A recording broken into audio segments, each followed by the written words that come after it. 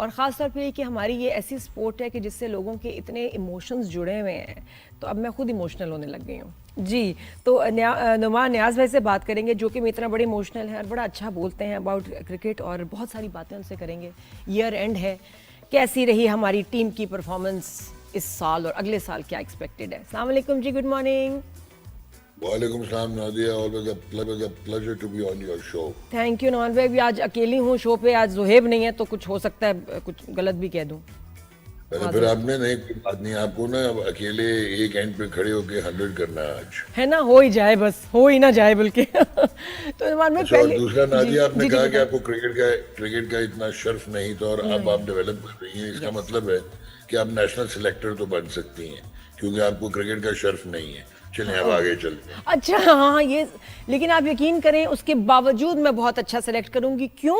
क्योंकि मैं सबको की सुनूंगी और मैं मशवरे लूंगी। आप जैसे जो हैं एक्सपर्ट्स हैं उनसे मशवरे करूंगी, तो आगे फ्रंट पे मैं होंगी लेकिन गेम पीछे जो होगी ना सबके साथ मशवरे के साथ होगी डिसीजन ये। तो इसका मतलब है फिर भी कामयाब हो सकती हूँ बिकॉज आई एम स्मार्ट। और बाकी वो लोग जो वहाँ बैठे हैं वो भी बड़े स्मार्ट हैं, क्योंकि ये देखें कि गेम जो है उसने टीम ने कैसे पलटा खाया। मुझे आपसे उस वक्त बात नहीं हो सकी नुमान भाई, मैंने बड़ा मिस किया आपका रिव्यू जब अंडर 19 एशिया कप में हम इतना अच्छा खेले और जीते। नादिया, ऑब्वियसली आप डिस्क्रेडिट नहीं कर सकते हो। पहले आपकी एक इमर्जिंग एशिया कप भी हुआ था और वो इतना लोगों को इसलिए याद नहीं है कि उनको जीतने के बाद इतना वेलकम नहीं मिला था। जी तो क्योंकि वो बांग्लादेश से फाइनल जीते थे भी रिसेंटली, हाल ही में। तो आपकी जूनियर टीम्स अभी जिसने इंडिया को हराया आपने ये फाइनल में, तो मैसिव एक्चुअली विन। एक तो जिसना वो लड़के आपके अंडर 19 के खेले, तो उनका जो एटीट्यूड था, फिर 191 रन से आप वो मैच जीते, यानी कि आपने बिल्कुल इंडिया को जो है वो लॉपसाइडेड एक साइड पे खड़ा कर दिया। Then Sameer Minhas emerged as a star, हालांकि वो टीम प्लेयर है, उसने 270 प्लस खेलनी है कि टूर्नामेंट में।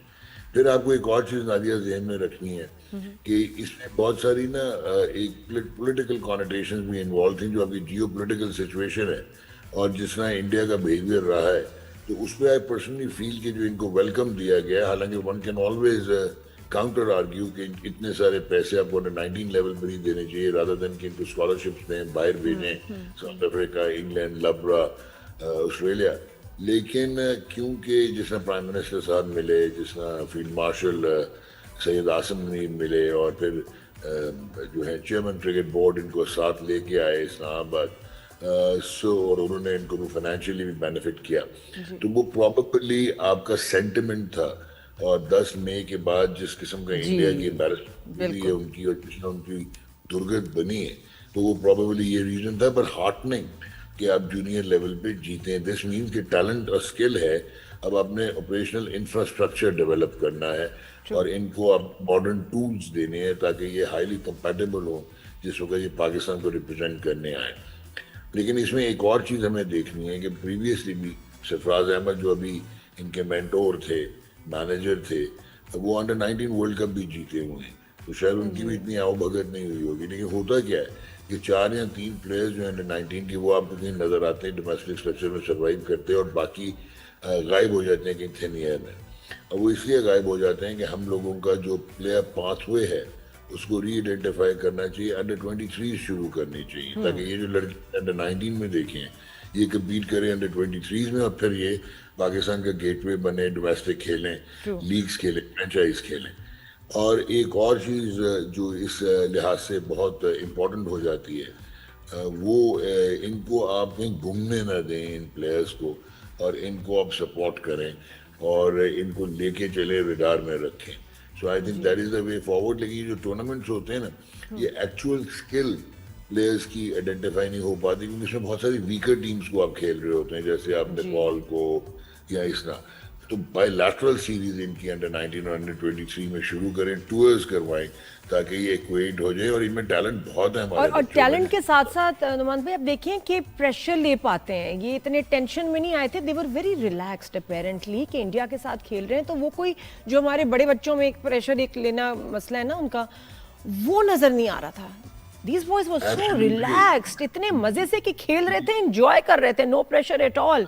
ये चीज ट्रांसफर नहीं हो सकती है कहीं बड़ों में भी? नहीं, ये देखें, ये जो जनरेशन्स का होता है ना, अब आप है ना? हमारी आपकी मेरे से बहुत फर्क जनरेशन, मैं आपसे बहुत बड़ा हूँ, लेकिन उसके बाद आप देखें ना, जो ये जेन जी है, जी इनका शायद अटेंशन स्पैन कम है, लेकिन ये बहुत ज्यादा इक्वेटेड है, वेल इक्वेटेड है, जल्दी ये मेच्योर हो रहे हैं। जी तो आई फील ये मिलेनियल किड्स का अपना एक एटीट्यूड है। लेकिन ये जो आपने बात की ना, ये ना सिर्फ रिलैक्स थे, बट जब सूर्यवंशी जो कि एक एक्स्ट्रॉर्डनरी टैलेंट है, लेकिन वो मेरा नहीं ख्याल है अगर उसका ये एटीट्यूड रहा, it seem that he has grown too big for his boots. वो पृथ्वी शॉ की तरह के गाय भी हो जाएगा अगर एटीट्यूड ठीक ना हुआ। तो आपने जिस तरह इन्होंने काउंटर रिएक्ट किया ना ये लड़कों ने, जिस तरह वो स्लेजिंग कर रहा था, जो इनकी बॉडी लैंग्वेज थी, ओ दैट वाज रियली जी ब्यूटीफुल। बहुत बहुत बहुत मजा आया कि ये इनका कॉन्फिडेंस है। और कॉन्फिडेंस कब आता है? जब आपको आपके पास स्किल हो और सेल्फ रिलायंस हो। बिल्कुल। और मुझे लगता है कि ज़्यादा अब हम पीसीबी जो है इन्वेस्ट करें अंडर 19 में भी, जितनी अच्छा वो परफॉर्म कर रहे हैं। वर्ल्ड कप में आपको लग रहा है कि अभी अंडर 19 में we have a good chance to win again? Yeah, of course, this is a very good under-19 team. इनके पास तगड़े बैट्समैन हैं। बॉलर अभी अली रजा को उसको सेक्रीफाइस किया है उन्होंने टेक्निकली, कि वो पाकिस्तान से नहीं खिला रहे, वो अंडर 19 का साथ है पाकिस्तान का। बॉलिंग आपकी बहुत अच्छी है, स्पिनर्स शायद थोड़े से आगे पीछे हल्के हों, लेकिन I personally feel that Pakistan will be starting as one of the favourites to win this ICC under 19 world cup.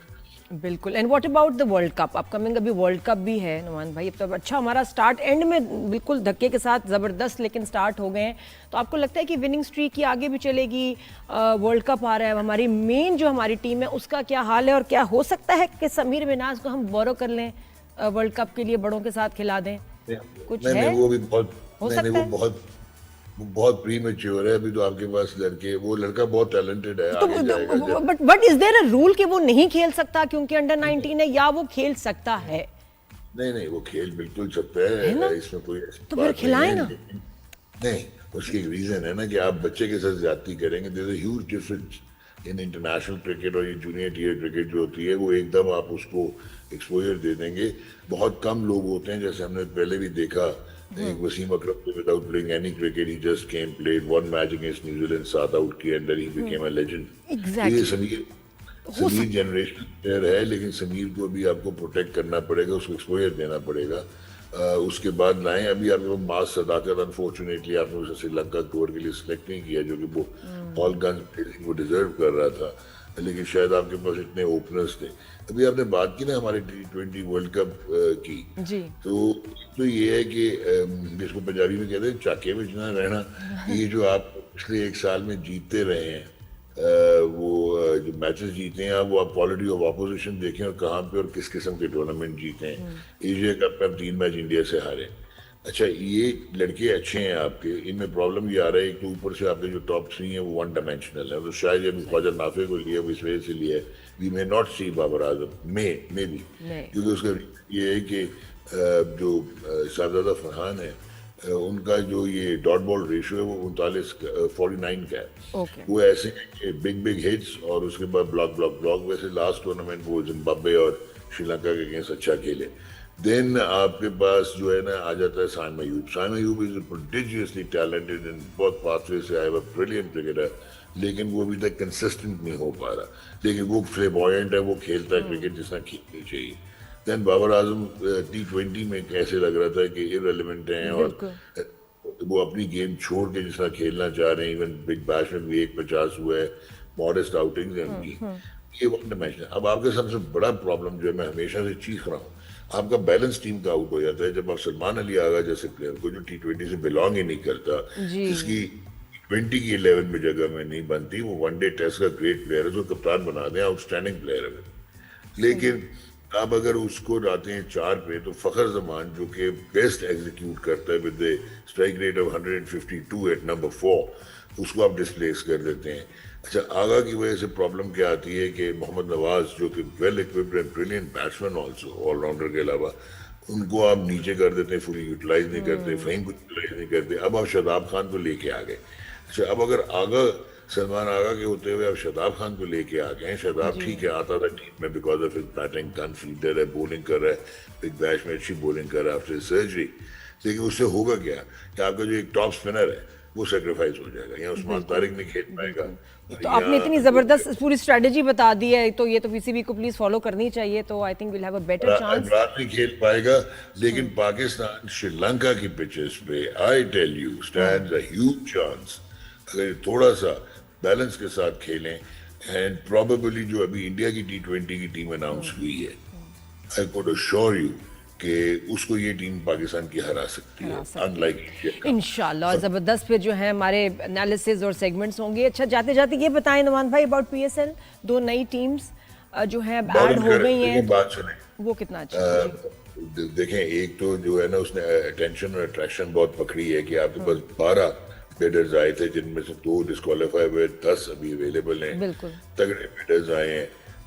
Expansion पे आप डिबेट कर सकते थे कि आप कहाँ से लाएंगे एक अपना फाइनेंशियल आउटले और पूल, और आप कैसे लेके चलेंगे, लेकिन इनकरेजिंग होता है कि इसका मतलब है थोड़ा प्रोग्रेसिव तो हुए हैं। और कंपटीशन ज्यादा होगा, मैचेस ज्यादा होंगे, इंटरेस्ट ज्यादा होना चाहिए, लेकिन and the big brands should come forward. मुझे तो ये भी होता है जो मल्टीनेशनल्स हैं, स्पॉन्सर्स हैं, आगे आएं और इसमें स्पॉन्सर करें। नहीं, आप स्पॉन्सर की बात कर रही हैं, अभी तो सुना है कि ये जो आपका जैज है, वो बिड कर रहा है to pick up a franchise team, so that could actually change the dynamics। और एक और इम्पोर्टेंट चीज है इस लिहाज से, अभी आपने बात किया बिगर ब्रांड्स आए, वो एक्चुअली हुआ ये है कि पहले आपका डिजिटल आउटले में पैसे डिस्ट्रीब्यूट नहीं होते थे, तो सारा ब्रॉडकास्टिंग राइट्स में इन्वेस्ट होते थे। फिर सेकंड की जो आप ब्रांड्स की बात कर रही हैं, हर साल अब ICC का टूर्नामेंट है, एशिया का टूर्नामेंट है, आप लोगों की रमजान ट्रांसमिशन होती है, तो उनके पास आपका 50-55 बिलियन का टोटल ब्रॉडकास्टिंग एडवर्टाइजिंग आउटले है। पाकिस्तान मार्केट इतनी बड़ी नहीं है, उसको एक्सपैंड करने के लिए अब देखना होगा कि कैसे ये करते हैं, क्योंकि अभी PSL में पाकिस्तान क्रिकेट बोर्ड ने जो एक अच्छी चीज की है कि ये जो 2 नई फ्रेंचाइजेस आएंगी, उन्हें प्रॉमिस किया है कि हम 700 मिलियन तक आपको गारंटी करते हैं कि आप आए, आप बिड करें, बाकी आप अपने इतना वो प्रॉफिट बनाएंगे, एटलीस्ट 700 मिलियन। क्या बात है नुमान भाई, थैंक यू सो मच।